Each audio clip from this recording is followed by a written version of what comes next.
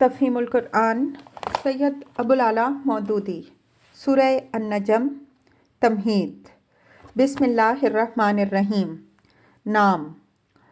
پہلے ہی لفظ النجم سے ماخوذ ہے۔ یہ بھی مضمون کے لحاظ سے سورہ کا عنوان نہیں ہے بلکہ محض علامت کے طور پر اس کا نام قرار دیا گیا ہے۔ زمانہ نزول بخاری، مسلم، ابو داؤد اور نسائی میں حضرت عبداللہ بن مسعود رضی اللہ عنہ کی روایت ہے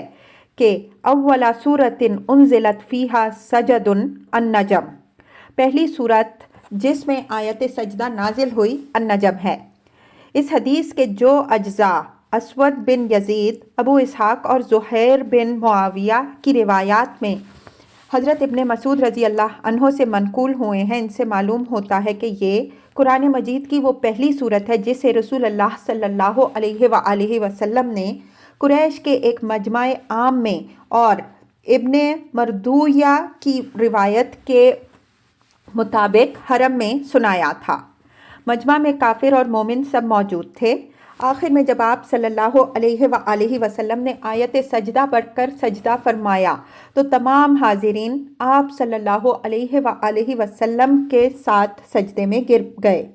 اور مشرکین کے وہ بڑے بڑے سردار تک جو مخالفت میں پیش تھے سجدہ کیے بغیر نہ رہ سکے۔ ابن مسعود رضی اللہ عنہ بیان کرتے ہیں کہ میں نے کفار میں سے صرف ایک شخص امیہ بن خلف کو دیکھا کہ اس نے سجدہ کرنے کے بجائے کچھ مٹی اٹھا کر اپنی پیشانی پر لگا لی اور کہا کہ میرے لیے بس یہی کافی ہے۔ بعد میں میری آنکھوں نے دیکھا کہ وہ کفر کی حالت میں قتل ہوا۔ اس واقعے کے دوسرے عینی شاہد حضرت مطلب بن ابی وداعہ رضی اللہ عنہ ہیں جو اس وقت تک مسلمان نہ ہوئے تھے۔ نسائی اور مسند احمد میں ان کا اپنا بیان نقل ہوا ہے کہ جب حضور صلی اللہ علیہ وآلہ وسلم نے سورہ نجم پڑھ کر سجدہ فرمایا اور سب حاضرین آپ صلی اللہ علیہ وآلہ وسلم کے ساتھ سجدہ میں گر گئے تو میں نے سجدہ نہ کیا اور اسی کی تلافی میں اب میں اس طرح کرتا ہوں کہ اس سورت کی تلاوت کے وقت سجدہ کبھی نہیں چھوڑتا۔ ابن سعد رحمہ اللہ کا بیان ہے کہ اس سے پہلے رجب 5 نبوی میں صحابہ کرام رضی اللہ عنہم اجمعین کی ایک مختصر سی جماعت حبش کی طرف ہجرت کر چکی تھی۔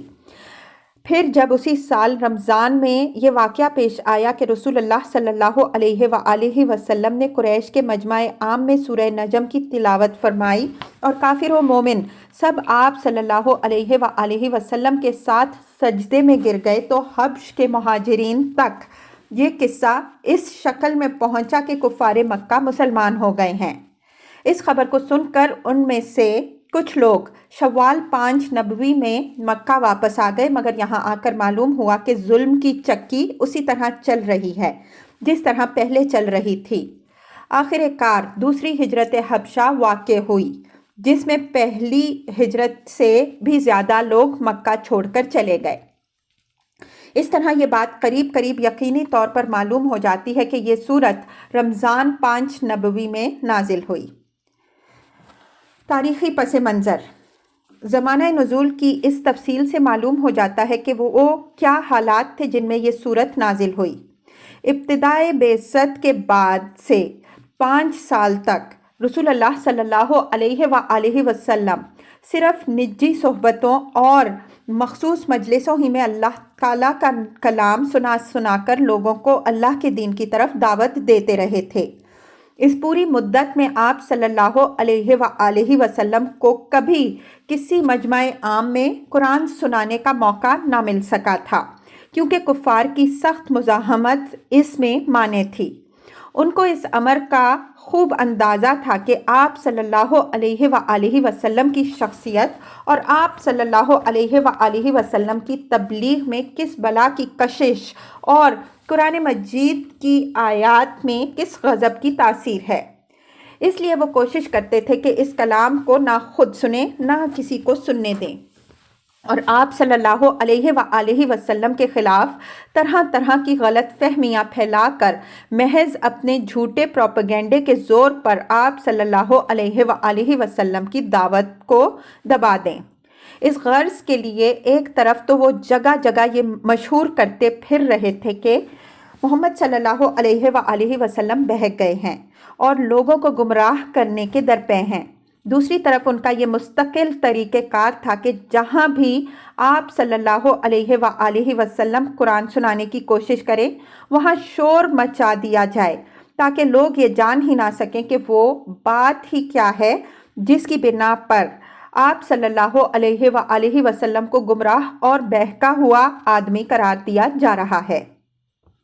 ان حالات میں ایک روز رسول اللہ صلی اللہ علیہ وآلہ وسلم حرم پاک جہاں قریش کے لوگوں کا ایک بڑا مجمع موجود تھا یکا یک تقریر کرنے کھڑے ہو گئے، اور اس وقت اللہ تعالیٰ کی طرف سے آپ صلی اللہ علیہ وآلہ وسلم کی زبان مبارک پر یہ خطبہ جاری ہوا جو سورہ نجم کی صورت میں ہمارے سامنے ہے۔ اس کلام کی شدت تاثیر کا حال یہ تھا کہ جب آپ صلی اللہ علیہ وآلہ وسلم نے اسے سنانا شروع کیا تو مخالفین کو اس پر شور مچانے کا ہوش ہی نہ رہا، اور خاتمے پر جب آپ صلی اللہ علیہ وآلہ وسلم نے سجدہ فرمایا تو وہ بھی سجدے میں گر گئے۔ بعد میں انہیں سخت پریشانی لاحق ہوئی کہ یہ ہم سے کیا کمزوری سرزد ہو گئی، اور لوگوں نے بھی انہیں اس پر مطعون کرنا شروع کر دیا کہ دوسروں کو یہ کلام سننے سے منع کرتے تھے، آج خود اسے نہ صرف کان لگا کر سنا بلکہ محمد صلی اللہ علیہ وآلہ وسلم کے ساتھ سجدہ بھی کر گزرے۔ آخر کار انہوں نے یہ بات بنا کر اپنا پیچھا چھڑایا کہ صاحب ہمارے کانوں نے تو افرأیتم اللات والعزی ومناۃ الثالثۃ الاخری کے بعد محمد صلی اللہ علیہ وآلہ وسلم کی زبان سے یہ الفاظ سنے، تلک القرانیق العلی وان شفاعتہن لترجی، یہ بلند مرتبہ دیویاں ہیں اور ان کی شفاعت ضرور متوقع ہے۔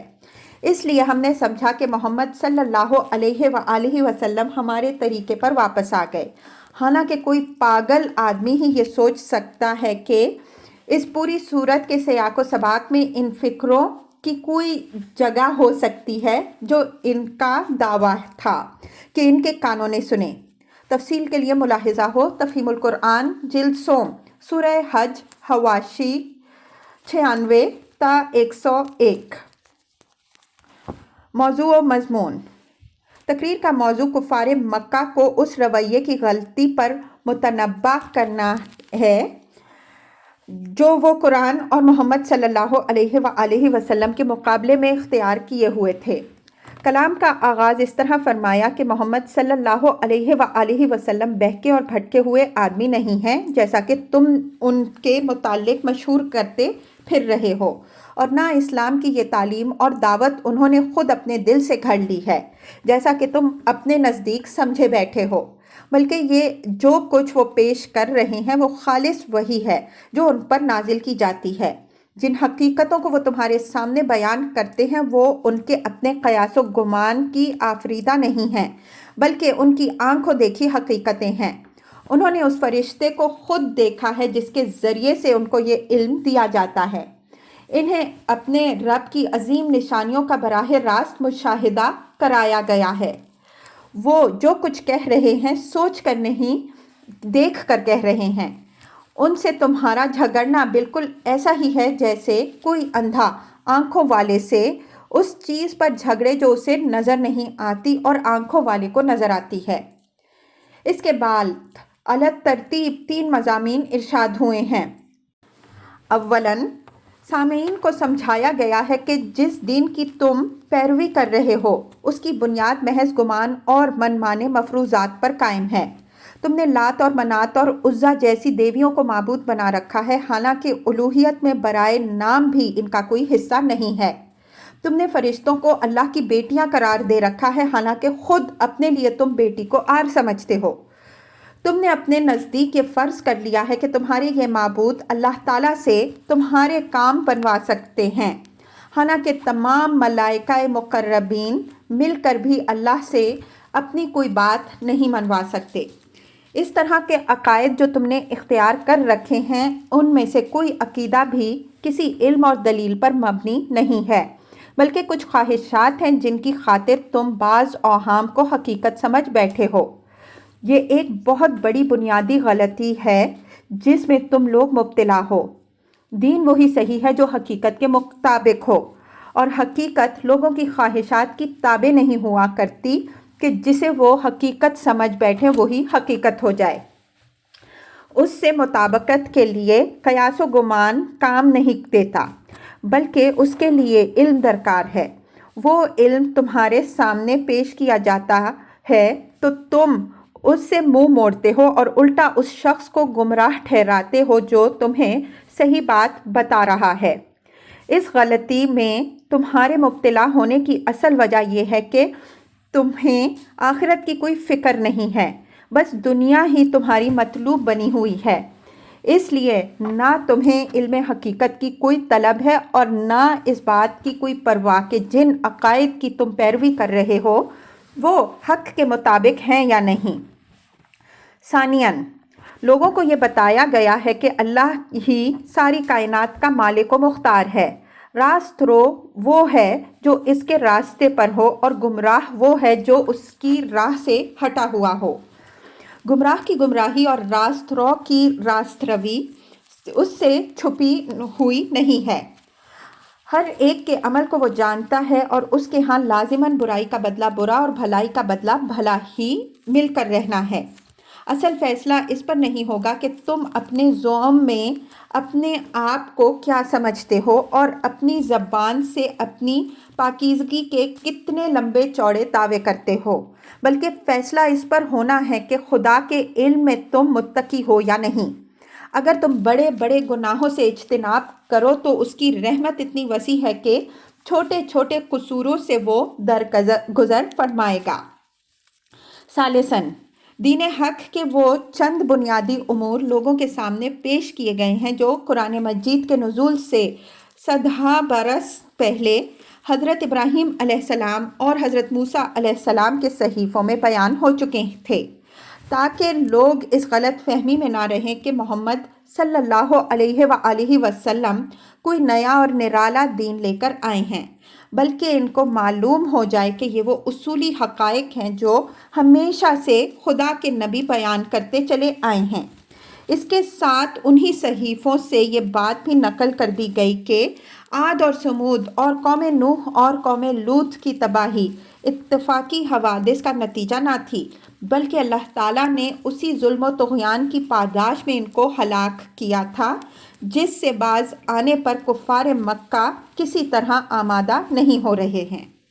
یہ مضامین ارشاد فرمانے کے بعد تقریر کا خاتمہ اس بات پر کیا گیا ہے کہ فیصلے کی گھڑی قریب آ لگی ہے جسے کوئی ٹالنے والا نہیں ہے۔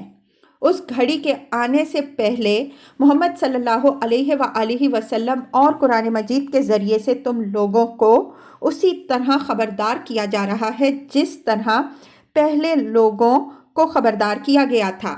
اب کیا یہی بات وہ ہے جو تمہیں انوکھی لگتی ہے، جس کی تم ہنسی اڑاتے ہو، جسے تم سننا نہیں چاہتے اور شور مچاتے ہو تاکہ کوئی اور بھی اسے نہ سننے پائے؟ اپنی اس نادانی پر تمہیں رونا نہیں آتا؟ پس باز آ جاؤ اپنی اس روش سے، جھک جاؤ اللہ کے سامنے اور اسی کی بندگی کرو۔ یہی وہ مؤثر خاتمہ کلام تھا جسے سن کر کٹے سے کٹا منکرین بھی ضبط نہ کر سکے، اور رسول اللہ صلی اللہ علیہ وآلہ وسلم نے جب کلام الہی کے یہ فقرے ادا کر کے سجدہ کیا تو وہ بھی بے اختیار سجدے میں گر پڑے۔